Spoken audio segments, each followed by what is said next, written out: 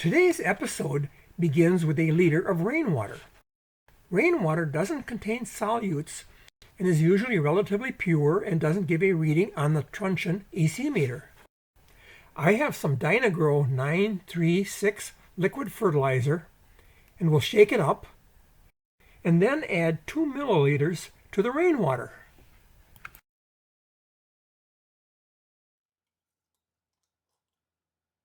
And then stir it up. Let's check the EC reading. Oops, the Truncheon meter isn't lighting up. Maybe the instrument just needs to be tapped a little bit. Now it should work. Nothing. It looks like this EC meter only works for rainwater, kind of like a broken clock that is right twice per day. Just to make sure that I remember to add the fertilizer to the rainwater, let's check it with this Milwaukee EC meter. Yes, it reads around 1.2 ms. So clearly the Truncheon meter is not working. Let's see if I can fix the Truncheon meter. First, the electrode shield is removed. The electrodes look clean, but can be covered with a film of dirt if it was not rinsed after use. I'll wipe them off with a wet paper towel. Now let's test it again. Still nothing, but that would have been too easy of a fix. The next obvious approach is to test the batteries. They are reading 1.34 volts. According to Wikipedia, these batteries should still have 70% capacity, so they should be adequate to operate the Truncheon.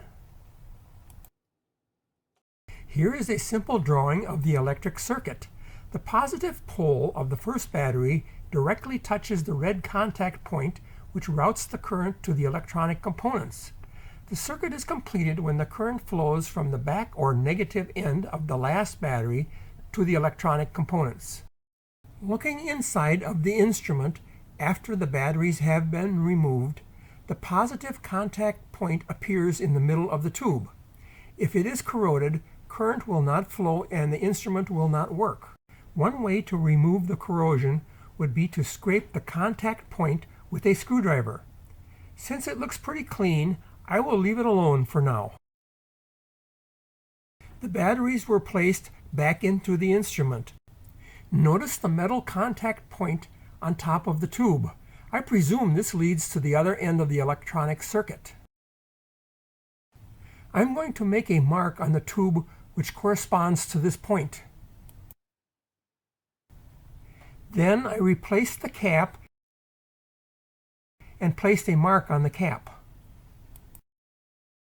The cap was removed and we notice that there is a spring in the middle of the cap, and this makes contact with the negative end of the upper battery.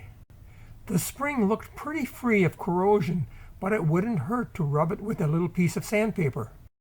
The spring makes direct contact with a metal disc, which directly touches the contact point on top of the tube when the cap is screwed on tightly. The disc looked to be a little corroded, and this is the probable cause of the instrument failure. Only the part of the disc that touches the contact point needs to be free of corrosion, so I only need to clean up the area around the mark. Now you know why I made the mark.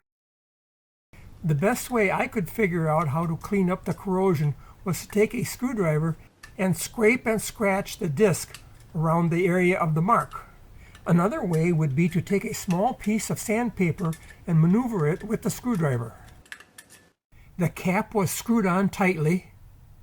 Will it work now? Yes, I fixed it. Not that I had any doubts. Well, folks, my meter is working now, so now I'm good. Bye.